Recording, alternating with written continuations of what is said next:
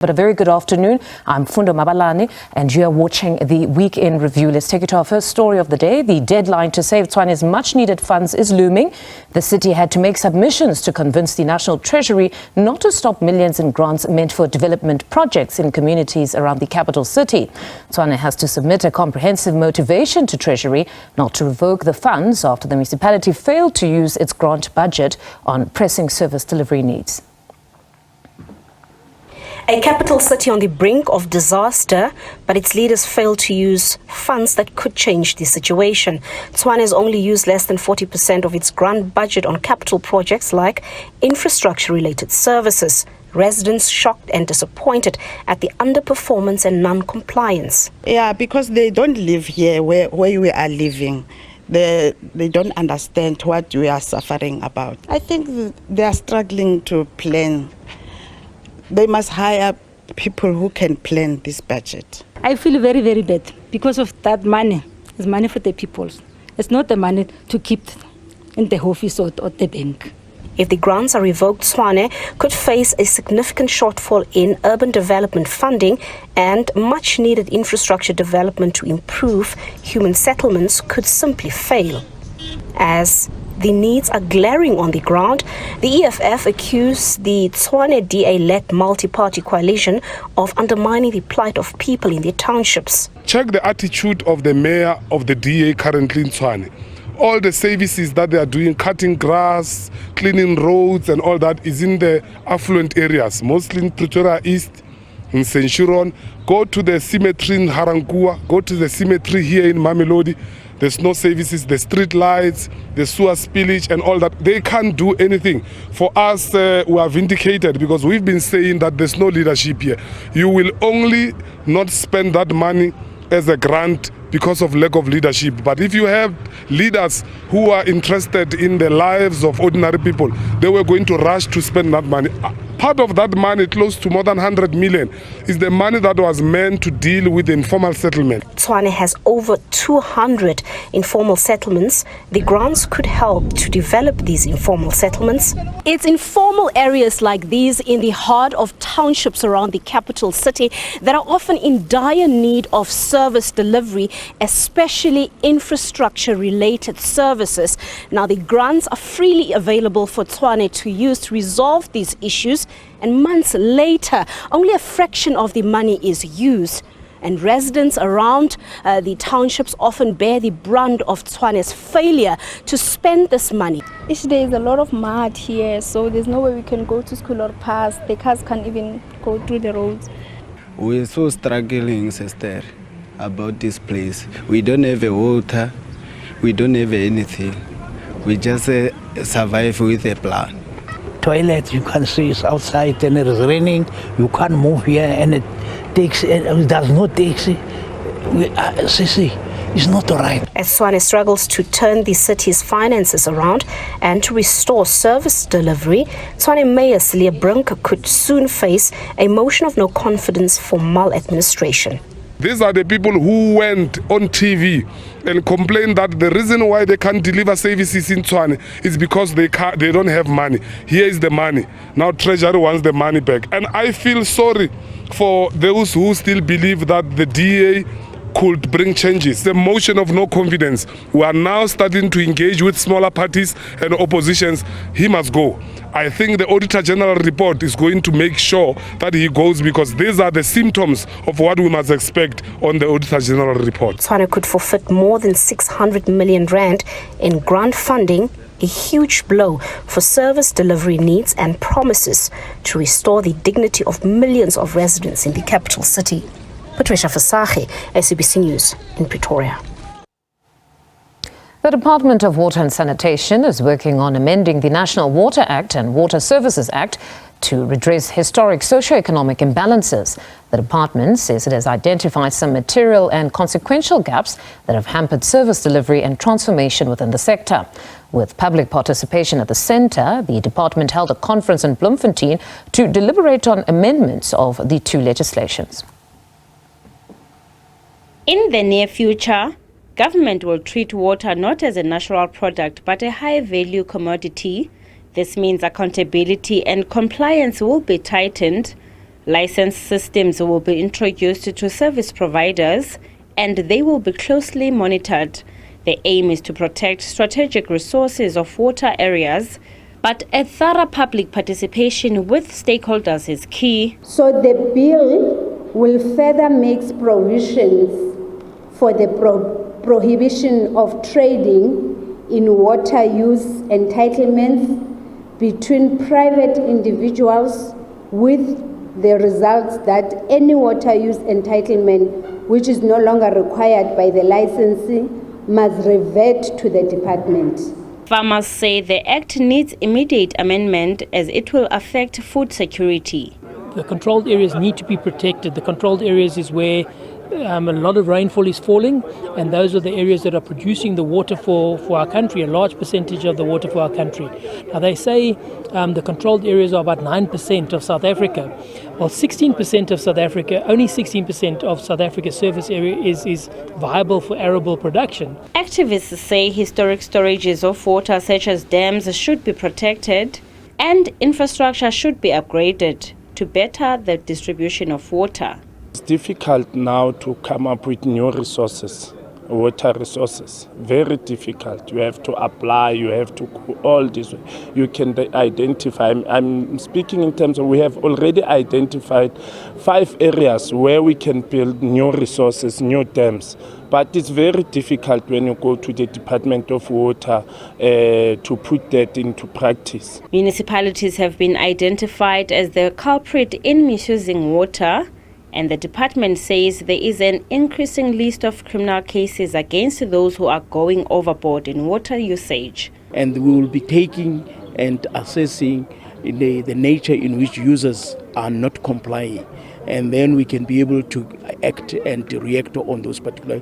If they're really doing an extreme also, we will also give the penalties which are really suitable for that type of a deed.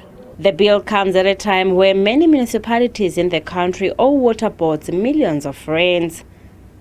Aphumelele Mdlalane, SABC News, Bloemfontein.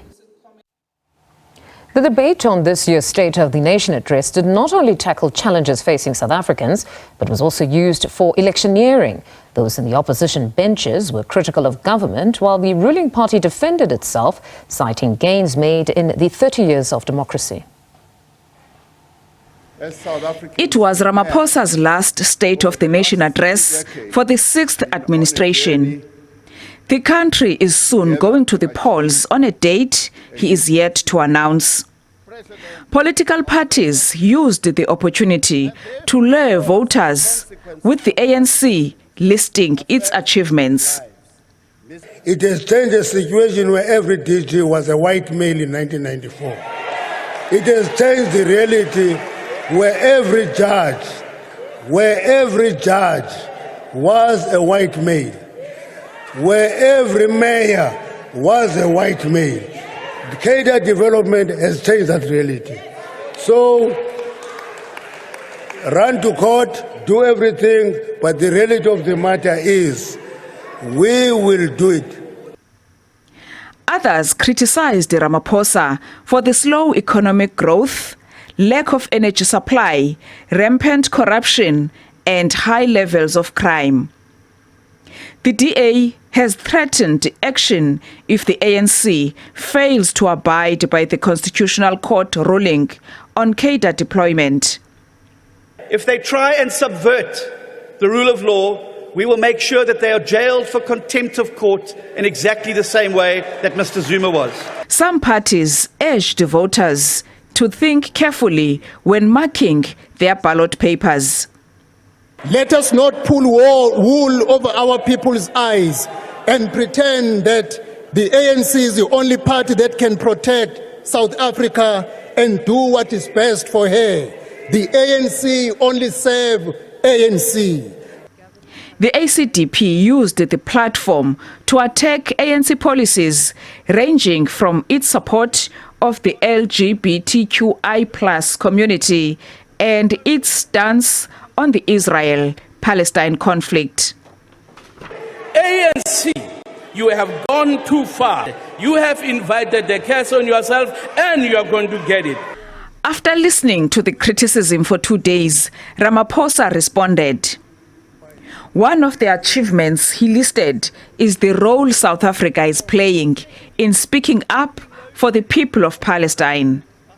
We remain committed to do everything we can, as is our moral and legal responsibility, to stop acts of genocide in Gaza. Ramaphosa said that despite the advances the country has made since 1994, many naysayers do not want to acknowledge those achievements. Lula Mamatya, SABC News, Parliament. Western Cape, KwaZulu-Natal, Gauteng and the Eastern Cape remain the crime capitals of the country, with 2.1% increase in the number of murders between the 1st of October of 2023 to the 31st of December 2023. Police Minister Bheki Cele released the third quarter crime statistics in Pretoria yesterday. Cele says he remains concerned over the crime in the country. 155 more people lost their lives to murder this quarter compared to the previous period. The top 5 stations where murders were reported were in Inanda in KZN and Mfuleni, Guguletu, Nyanga and Khayelitsha in the Western Cape. There are 1,163 police stations across the country.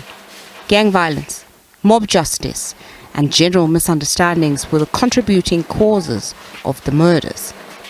Since its inception on the 8th May 2023, more than 442,000 suspects have been arrested. Highlights of some of the arrests effected during the festive season are as follows. 32,229 suspects were arrested for common assault and assault with intent to cause grievous bodily harm. 4,882 suspects were arrested for murder and attempted murder. 4,783 suspects were arrested for sexual offences-related crimes such as rape and attempted rape. 6,383 people were arrested for driving under the influence of alcohol and drugs. 3,747 suspects were arrested for dealing in drugs while they are driving. 16,942 suspects were arrested for being in possession of drugs. A further breakdown of the figure shows that 6 of the top 10 highest murder stations were in the Western Cape, followed by KwaZulu-Natal and Gauteng. Number 1 is Mfuleni with an increase of 113. Number 2 is Nyanga with an increase of 9. Number 3 is Johannesburg Central with a reduction of 113. Number 4 is Mitchell's Plain with an increase of 40. And number 5 is Delft with an increase of 111. GBV and assault remain a problem, despite the 1.7% decline in rapes across the country.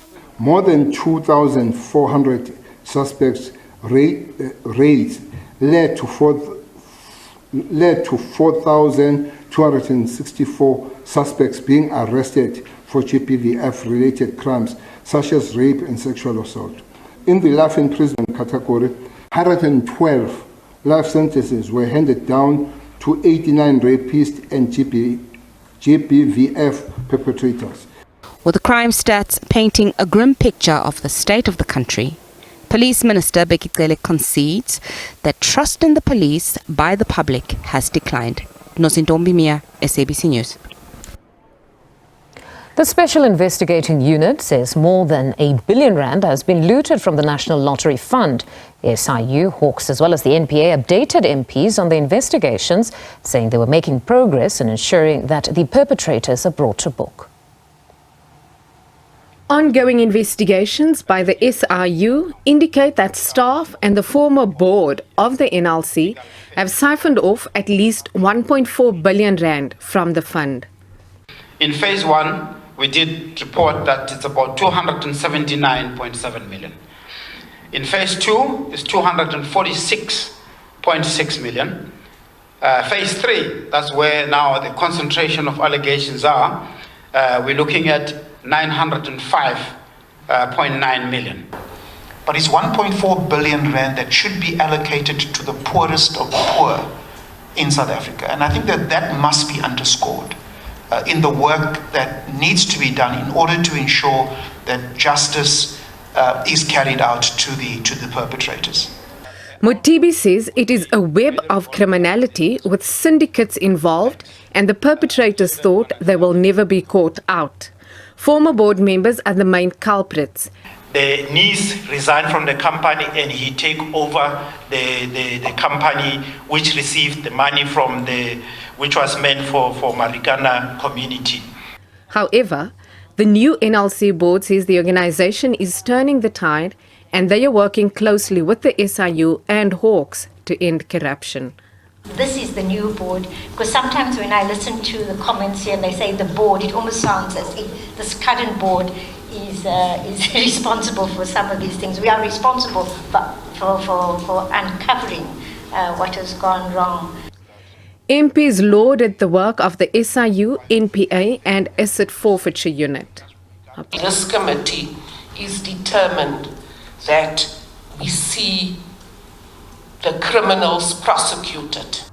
The NPA says it has secured 303 convictions for corruption, involving 124 government officials, 84 companies and 179 individuals. While the SIU says it will submit a preliminary report to the President at the end of March. The investigating body says it still receives allegations of corruption at the NLC to this day, and it must be allowed to continue its investigations. Elrise Mashaba, SABC News, Parliament. All right, more news on the other side of this break. Do stay with us.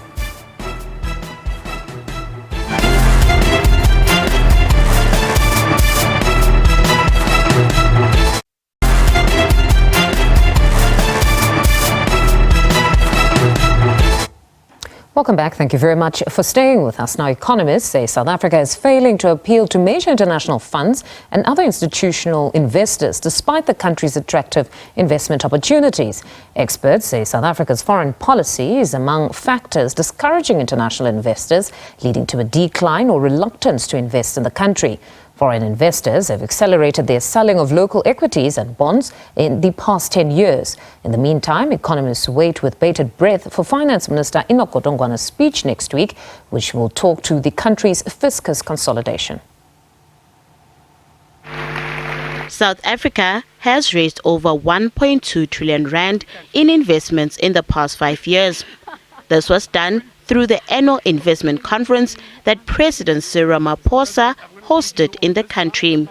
This conference saw many private sectors, both locally and internationally, expand their investing into the country. However, economists say this is not enough. More investors are turning their back on South Africa. Rating agencies have placed the local economy on a junk status. The country was grey-listed by the Financial Action Task Force, the World Anti-Money Laundering and Terrorist Financing Watchdog. South Africa's stance on the Russia-Ukraine war and the Israel-Palestine attacks have sparked concern among some international investors.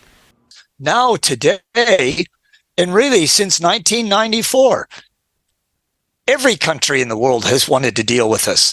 And I think that's led to a confusing foreign policy. We actually have too many options. We're like a little rich kid that moved into a poor town, is in a poor school. Everybody wants to be our friend. And we're acting immature. Yeah, we don't have a strong set of guidelines that we can stick by. Economists say South Africa remains an attractive investment destination that many foreign investors want to tap into. But the policies in the country have made it difficult for foreign investors to invest. Standard Bank's chief economists say the levels of growth in investment have been low since the global financial crisis in 2008. South Africa is not quite at the stage where we can believe that there is going to be a resilient and enduring liveliness in consumer fundamentals so as to encourage growth investment premised on persistent economic growth. So we do celebrate quite clearly a liveliness in the economy in terms of the investment cycle. But we also acknowledge that, for example, the level of investment in South Africa is still 10% below the levels that prevailed prior to the GFC, the global financial crisis. In the medium-term budget policy statement speech in November last year, Finance Minister Enoch Godongwana said due to the country's underperformance in revenue collections and increased spending pressures, government has no other choice but to increase borrowing. Economists say the country can avoid taking on such a burden by attracting more investment. The country is grappling with failing infrastructure, poor energy supply, and dilapidated ports. I don't think we're getting hardly any investment in any of the sectors we need. We really need investment in infrastructure. We really need investment in mining, because agriculture brings us as much or more overall, needed goods, but we could use more investment in agriculture. But mining, without a doubt, infrastructure, without a doubt, power plants, transmission lines, railroads, harbors. No country can really grow without foreign investment. Last year's medium-term budget policy statement sparked concerns from some economists about government's ability to contain spending, a major step to reduce debt. The national budget speech will once again afford the country an opportunity to restore investor confidence in the local economy and steer South Africa away from another crippling sub-investment grade from rating agencies. I think we're in this era of trying to stabilize, and stabilization is a multi-year process, and I think we're in the thick of utility stabilization. One hopes electoral stabilization or election stabilization, and policy stability henceforth. These are our forecasts. We think the economy will grow 1.2% this year from 0.6% last year with a gentle acceleration. We think that household spending will mimic that path, signaling that it is a critical undergird to that level of GDP. We're optimistic and constructive on fixed capital formation or investment. But again, I underscore it's two things. It is stabilization investment, it's catch-up investment in the aftermath of the pandemic. And now that we're still below not just 28 GFC levels, but we're also lower than first quarter 2020 levels. The budget speech will take place in Cape Town on Wednesday, 21 February 2024 at 2 p.m. Nothando Makutulela, SABC News, Johannesburg. We shift our focus to this story now. The presidency says South Africa welcomes the International Court of Justice decision on the recent Article 75. The court has accepted that Israel's planned incursions in Rafah would render what is already a humanitarian disaster even more perilous. The presidency says South Africa will continue to use existing channels such as the United Nations Security Council to ensure full and effective implementation of the existing provisional measures. Former President Thabo Mbeki says Israel's bombardment on Gaza will not lead to the end of Hamas. In an exclusive interview with SABC international news editor Sophie Mkwena, the former president also touched on the current situation in the Democratic Republic of Congo and the death of Namibian President Hage Geingob. Former President Thabo Mbeki at an event to mark the start of the academic year at UNISA. However, he took time to speak about the current challenges facing Gaza. It was very correct for South Africa to go to the International Court of Justice and to present the matter as was presented. And I think the International Court took very important decisions, which presented a very important challenge to the Israeli leadership. Because as we remember, the court said, please, you leadership of Israel, act in a manner such that you protect these rights and so on of the Palestinian people. Mbeki says Israel's military intervention is not a solution. The violence against the Palestinian people that is going on is not going to solve any problem. the claim that is made that the Israeli government wants to destroy Hamas is not going to succeed. Because so long as the rights of the Palestinian people have not been recognized, so long will the Palestinians continue to struggle for their rights. And it doesn't matter how many you kill. I'm saying the violence is not going to stop any problem. If the Israeli leadership think that by doing what they're doing today in Hamas against Israeli people, against Hamas and so on, if they think it's going to solve the problem, it isn't. On the DRC, a similar view. I see the military interventions that are being made, maybe they are necessary. But fundamentally what needs to happen is this political solution to this problem, which we try to address with the government of Congo, with the government of Rwanda, with the government of Uganda, to say let's all of us agree on a political solution to this problem. And I think that remains a challenge. Meanwhile, UNISA's Vice-Chancellor weighed in on the current global challenges. There are conditions in some countries that are akin or mimic the very apartheid that 30 years ago our country overcame.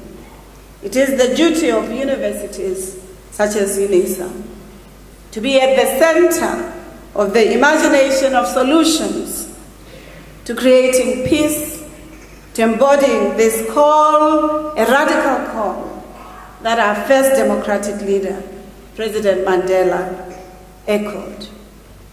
This was an empathetic message that says as the people we choose the future over the past, hope over despair, renewal over decline, and therefore, even as we listen today, we listen with a commitment to engagement and co-constructing the solutions together, because our own forebears have used dialogue, engagement, and collective wisdom to solve the problems of our country, our continent, and of the world. Sophie Mkwena, SABC News, Pretoria. Thank you very much. The International Court of Justice must ensure that Palestinians are saved from Israel. That was one of the dominant themes as the South African Jews for a Free Palestine, as well as the Nelson Mandela Foundation, held a Shabbat to reaffirm their support for Palestinians. This comes as the situation worsens on the Strip, especially in Rafah, which is seen as a last refuge for scores of Palestinians. A solemn occasion to sympathize with Palestinians who continue to be subjected to relentless bombardment by Israel. The South African Jews for a Free Palestine and other activists gathered at the Nelson Mandela Foundation to call for solutions to achieve long-lasting peace between Palestine and Israel. For the foundation, the significance is that Madiba taught us that justice is indivisible. So a struggle for justice anywhere is linked to all other struggles for justice. I think two things we're trying to achieve as part of a continuing series of dialogues for us to better understand what can be done to stop the war. Justice and Correctional Services Minister Ronald Lamola says South Africa remains steadfast, and the International Court of Justice must ensure that lives are saved as the catastrophe continues. We expect that the ICJ, as per our request, will invoke Article 75(1) of the Convention to be able to intervene, because they can be able to do so in terms of that article in the situation that is which is imminent in Rafah, where the life of 1.4 million people is at stake. International Relations and Cooperation Department will also engage with some of Global North trading partners of South Africa, like the US. We have also seen there's a bill by two freshman congressmen in the US that is asking for, based on this case in the main, that the US reviews its bilateral relations with South Africa, and calling for a whole range of measures, including sanctions. And we will engage with the US about that, because we do believe that it's going to be odd to try and punish South Africa for doing essentially what is morally and legally right, as Adila pointed out. One of the members of the legal team from South Africa who represented the country at the World Court, Dr. Adil Hassim, says killings are staggering in Gaza. how terribly distressing it would be for Madiba, as it is for us, to witness the nightmare of the latest war in Gaza. There appears to be no hope for an end to the hostilities between Israel and Palestine, at least not for an end that is not coupled with devastation or that permits for a sustainable peace. But we can't find our way through this without hope. Dr. Haider Eid, who is the Palestinian academic, says Palestinians are clear about their demands. The solution that can bring peace with justice is a solution a la South Africa, a secular democratic state for all inhabitants of Palestine. A secular democratic state for all inhabitants of Palestine, regardless of race, regardless of ethnicity, and regardless of gender. Meanwhile, the Israel-Hamas conflict is set to dominate the talks when the African Union leaders meet in Addis Ababa, Ethiopia. It's a long-standing issue. Israel wants to be granted an observer status within the AU. Countries like South Africa and many others are totally opposed to the move. Kylie Kumalo, SABC News, Johannesburg. President Cyril Ramaphosa has arrived in Ethiopia to attend the Africa Union Summit. The gathering starts today and concludes tomorrow. Now, the AU Assembly meeting is held under the theme Educating Africa Fit for the 21st Century and Building Resilient Education System for Increased Access to Inclusive, Lifelong Quality and Relevant Learning in Africa. The African Union Summit will discuss the status of peace and security on the continent and the consideration of the report of the AU Peace and Security Council. It comes as some countries, like the Democratic Republic of Congo as well as Sudan, are facing conflicts, and some Western African countries have experienced coups. Leaders will also launch the second 10-year implementation plan of the AU's Agenda 2063. Other key matters that leaders will focus on include the African Continental Free Trade Area. The Commission of Inquiry into the Usindiso building fire has heard the building was declared structurally unsafe by the High Court several years before the blaze. Now, that's according to Johannesburg Property Company CEO Helen Buertes, who's concluded her testimony before the Commission sitting in Newtown. The inquiry is investigating last year's blaze, which claimed over 70 lives and displaced others. The Commission has heard that the illegally occupied Usindiso building was unsafe to be used for residential purposes. A High Court ruling declared the building was unsafe for human habitation. However, the tenants who had already occupied the hijacked building could not be evicted. The court ordered that this building is unsafe based on the structural conditions of the building. In other words, the structure itself is not sound, and that poses a very high risk to the occupants of the building. Johannesburg Water testified that the entity was owed over 4 million rand by Usindiso Ministries, who are the registered owners of the building. The last payment of 25,000 rand was made to Johannesburg Water on 8 February 2012. This led to the water supply to the building being disconnected. Residents of the building were able to access water through the hose pipe mains, which are for fire extinguishing purposes. How would that be possible? The water mains that supplies water for domestic usage are different to those that are used for fire extinguishing hosepipe mains. And therefore, by law, we are not permitted as Joburg Water to disconnect or restrict supply of water from the hosepipe mains. The Commission of Inquiry will resume on Tuesday next week. Balintle Mthethwa, SABC News, Johannesburg.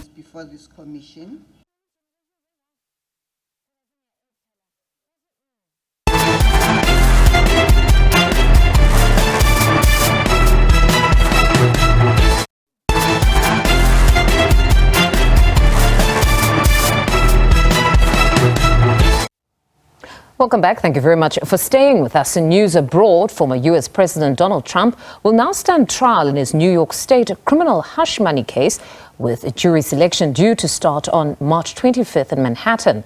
This after a judge refused to dismiss the 34 felony count indictment brought by Manhattan District Attorney Alvin Bragg.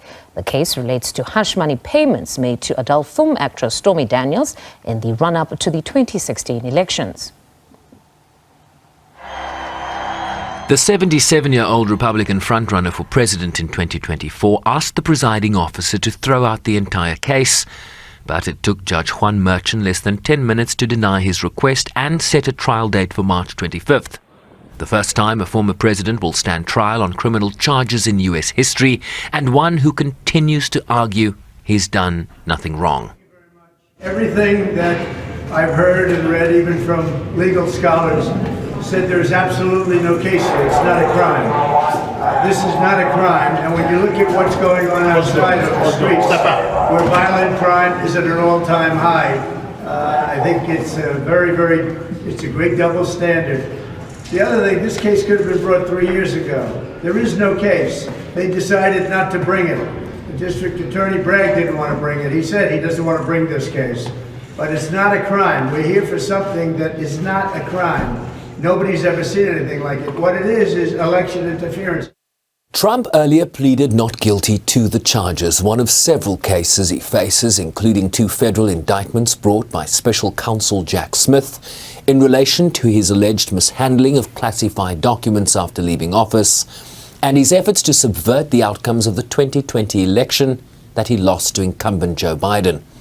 Trump additionally faces a state-level case in Georgia in relation to efforts to overturn Biden's win in that swing state in 2020, and then a civil case alleging fraudulent practices at his businesses, also in New York. Cases that have only appeared to bolster Trump's efforts to become the Republican nominee for president this year.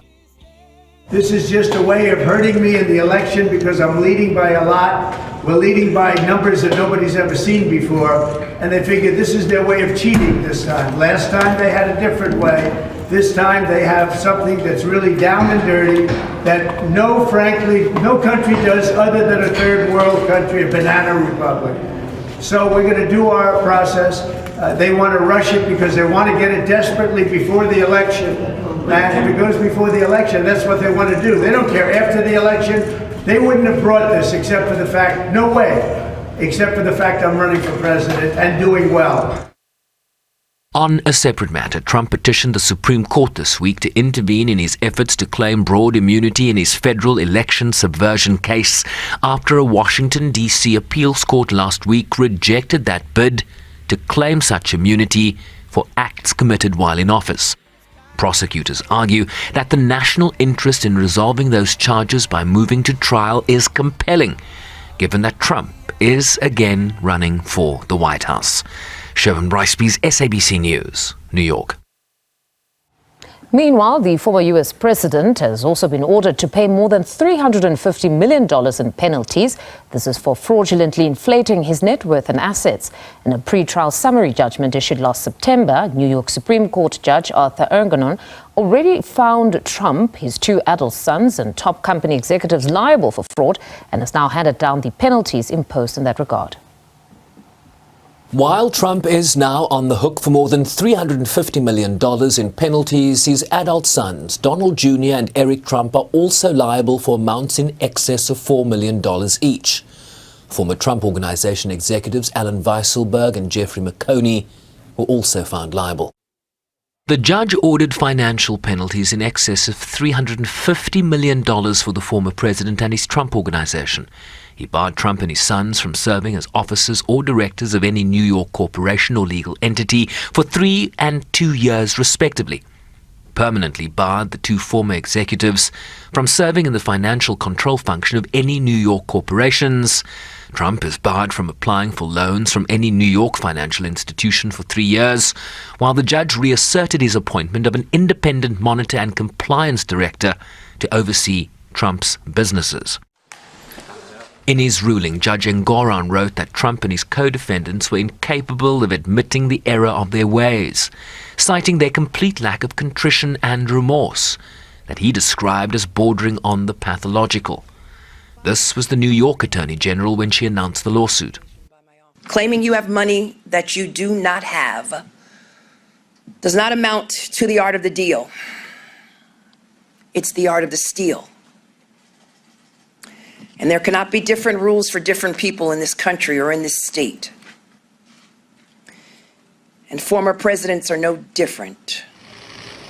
Trump's lawyer Alina Huber released a statement calling the ruling a manifest injustice and a culmination of a multi-year politically fueled witch hunt against the Republican frontrunner for president. This was Trump in October last year. This is a continuation of the single greatest witch hunt of all time. We have a rogue judge who rules that properties are worth a tiny fraction, 1/100th, a tiny fraction of what they actually are. It's a witch hunt. It's a disgrace. We have a corrupt attorney general in this state. You see how she does? This trial was railroaded and fast-tracked. This trial could have been brought years ago, but they waited till I was right in the middle of my campaign. The same with other trials and indictments. It's all run by DOJ, which is corrupt in Washington. Trump is expected to appeal the judgment that comes just weeks after he was ordered to pay more than $83 million in the E. Jean Carroll sexual assault and defamation case. Shervin Riceby's SABC News, New York. All right, let's bring it back to the continent, where Senegal's top court has ruled that the postponement of the country's elections is unlawful. It comes after lawmakers in the country passed a bill to delay the elections to December amid protests by opposition parties. SABC correspondent Nabil Ahmed Rufai reports from Accra.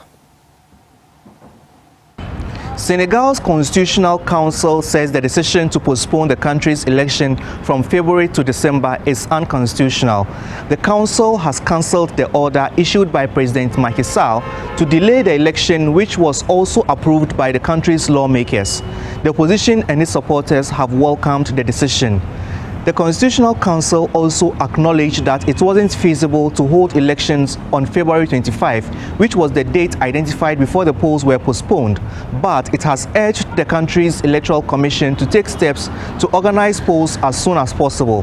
Political tensions in Senegal have become heightened since President Macky Sall first announced elections would be delayed. There have been a series of nationwide protests by opposition parties ever since, which saw opposition leaders clash with the police. Many opposition supporters were also arrested, and 3 people died in the violent clashes. The regional West African bloc, ECOWAS, has sent a delegation to Senegal to convince President Macky Sall to stick to the election timetable and hold polls this month. The West African region has seen at least 6 coups in just the last 3 years. And amid wider concerns of regional stability, experts say delayed elections will put Senegal's democratic credentials to the test. Analysts hope the court's order will help the country avert a political crisis. Nabil Ahmed Rufai, SABC News, Accra, Ghana. The National Transport Movement has called on Men's Aviation to amend the salaries of its members to meet the minimum basic salary standards. The union stated during a strike outside the OR Tambo International Airport. Now, according to some workers, there's been a deficiency in the provision of adequate uniforms by the company. Meanwhile, the union's National General Secretary says they're giving the company a week to respond to their grievances. The employees are complaining about the fact that they are being underpaid, and they are being paid through a system called hourly rate pay system. And in some cases, some of these workers had been paid 1,189 rands as a monthly salary. We had had enough. We are then going to take a fight to this employer in the form of a strike action. And as we speak, their operation had been affected to the extent that they are currently intending to bring in some of the employees from Cape Town in particular. But it is something that they will not be able to sustain. We believe that it is important for them to come back to the table negotiate with us for the purpose of resolving this issue, so that workers can then return back to work and carry on with their operational activities. And entrepreneurs encouraging people to start their own oyster mushrooms business and join a growing industry with about $3 billion globally. Mushroom farming has been identified as one agricultural sector that has the potential to stimulate equitable and inclusive growth. Now, according to the South African Farmers Association, South Africa produces about 21,000 tons of mushrooms per year, and these are exported mostly to neighboring countries, including Namibia as well as Mauritius. Tshwane hosts workshops on particularly growing oyster mushrooms. He's convinced that these types of mushrooms are the next big thing. Daniel Tshwane is the founder of Afrique Rising Trading and has taken it upon himself to train aspiring entrepreneurs to grow oyster mushrooms. He believes this is a good ground to start small businesses in communities. The oyster mushroom actually is quite big globally because they are the second largest grown mushrooms in the world. Yeah, it's only that in our areas like here, you find very few people that are growing oyster mushrooms, and that is why now we are introducing oyster mushrooms as a commodity that is going to impact lives because of the labor-intensive part of it. When it comes now to the growing, it entails it needs quite a lot of people. Having been researched over years, oyster mushrooms are an excellent source of protein and are more popular in India and China. Tshwane says this is where his sights are set as a potential export market. This is why he goes around the country offering the know-how of getting into the industry. He says the first stop is the theoretical knowledge of how to grow the mushrooms. For one to start this project, really, one can start even from 1,000 rand. That's how low one can start, because you see where we do have the ready-to-fruit buckets, for example, where one can buy one maybe for about 150 rand. So in terms of starting the business with oyster mushroom, one can start really from very low and then up to wherever one wants to go. The tools that really one needs, it is the inputs that are readily available, as we mentioned, that we can use maize stalks, we can use maize cobs, which are things that are actually being thrown away.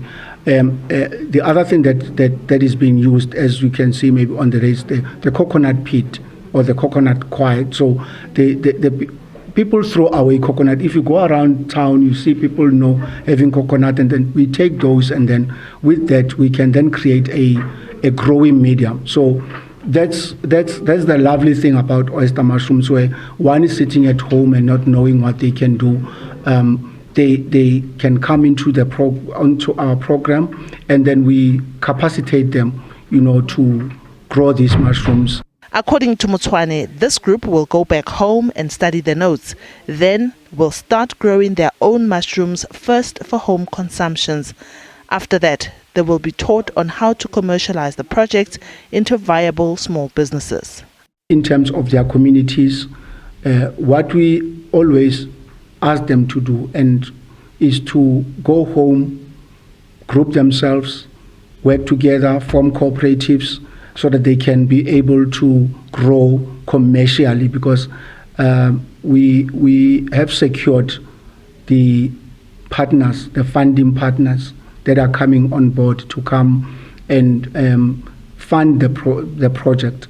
And whether a person is an individual mushroom grower or it's a cooperative, we've partnered with different funders that wants to fund the program nationally. So we're looking at creating quite a lot of not only jobs. We don't want really to create jobs, but we want to create entrepreneur or mushroompreneurs, as we normally call them.